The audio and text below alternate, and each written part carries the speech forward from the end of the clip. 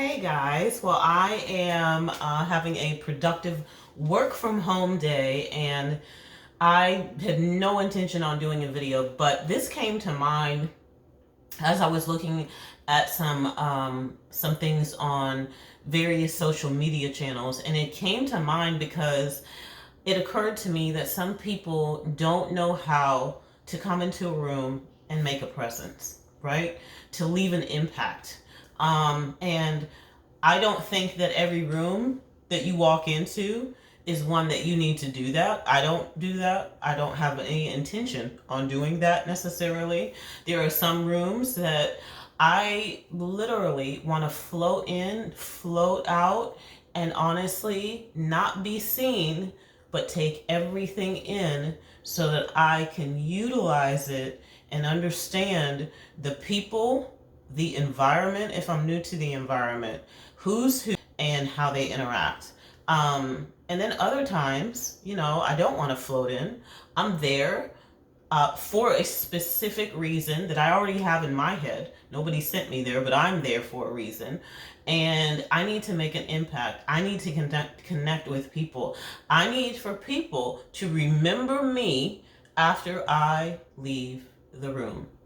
And so if that is something that you want to grow in, get better in, then just stay hooked into what I'm going to be sharing with you guys on this video. Well, one of the first and most basic things that you have to know when you enter a room where you definitely want to make an impact with the people who are in the room is that everyone in Western society in particular is so self-consumed.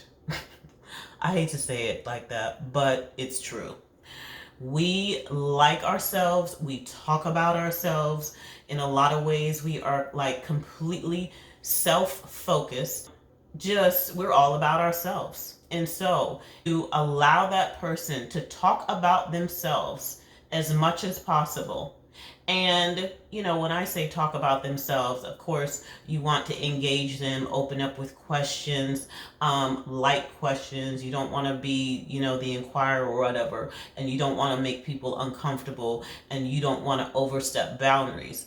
But you definitely want to keep them on a roll talking about themselves. And when they're telling you about something regarding either their business, their life, their job, their goals, one thing that you can do to keep the conversation going and keep it flowing from them is to say, tell me more about that. I think you're saying this, but can you give me more an idea of what you're talking about? Things like that will keep the conversation flowing from them to you. And again, if you're there to make an impact, you want to make sure that you are listening, that you are engaging. And so the more people are focused on talking about themselves, guess what? I know this is going to sound completely crazy, but they will like you more. Because most people, again, are focused on themselves. So there's not going to be a battle when they're telling you about themselves and then you try to tell them about what you do, what you want. No, they don't have that. They just have the opportunity to talk about themselves, and you're just going to sit back and let it flow. Now, if somebody wants to tell you their entire life story, the way that you can kind of maneuver out of that is to say, I am so loving our conversation and I want to talk to you more, but there are a couple of people in this room that I absolutely have to connect with before we leave. And then, of course, get their contact information or whatever. Tell them that if there's any way possible, you will circle back around to them while you guys are in the same setting. But it's a very, very kind way to kind of, get out of that conversation. And also, you're letting them know. I mean, you do want to hear more about what they have to say, what they have to share, right? And so it is a gracious way to do it. It is a kind way to do it. And, before you guys disconnect at that moment, you can get their contact information and follow up. Maybe have lunch, maybe go for coffee or something like that. So that is number one. Number two, the thing that you want to make sure that you are doing is that you are looking like you are engaging. When I see people who go to different events, whether or not it's networking or, other types of events, it doesn't even matter what type of event it is, and they look like they are off in the corner or off on their phones or not looking at each other, and they are not engaging, they don't have a presence about them that is open. Okay, that's what I'm talking about. Have an openness about you. When you are maneuvering yourself, navigating through rooms, you want to have not necessarily a full on smile on your face, but you want to look pleasant. You want to look pleasant, right? When I'm in a new environment or at a new engagement or some sort of conference or any other type of event, I want to have a pleasant look on my face, and you would be surprised at how many people will just start talking to you because you look like you are open. Open. So take the devices out of your hand unless you're just glancing at it for a moment. Don't stay away from the crowds. Be in the crowd. I don't care if nobody is talking to you immediately. Stay in the crowd. And make sure that this and this is open to meet people. Okay? So that is number two. So the third thing that I wanted to share is that everyone in the world, everybody who's there, I would say 98% of the people are going to ask other people, what do you do? You are not going to ask that. You know why? Because you're not the 98%. You are not the 98%.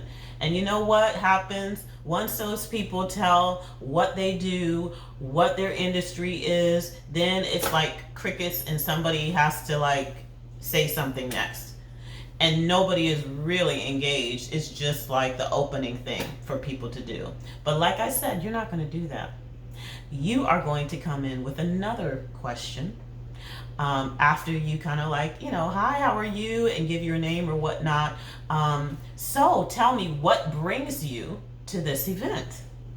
See, that's a little bit more open, and it puts the person in a position to have to talk.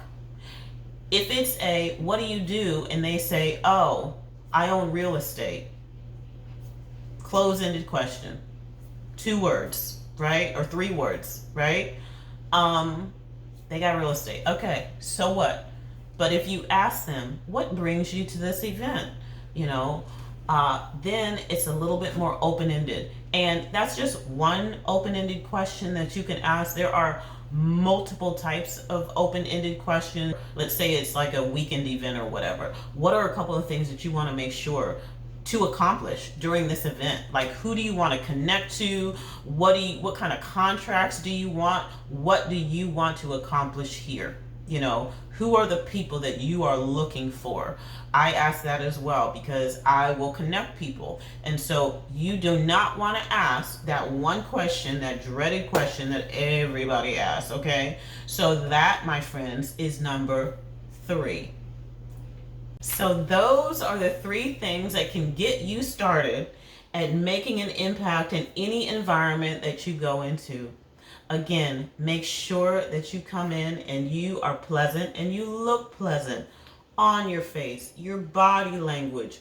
You are not in the corner. You are making sure that you meet people. Keep that absolutely number 1 of the 3 things that I told you. And have an open mind and try to have fun. I'm also interested in finding out what you would suggest and recommend. So I will see you guys on the next video, and have a good one. Bye.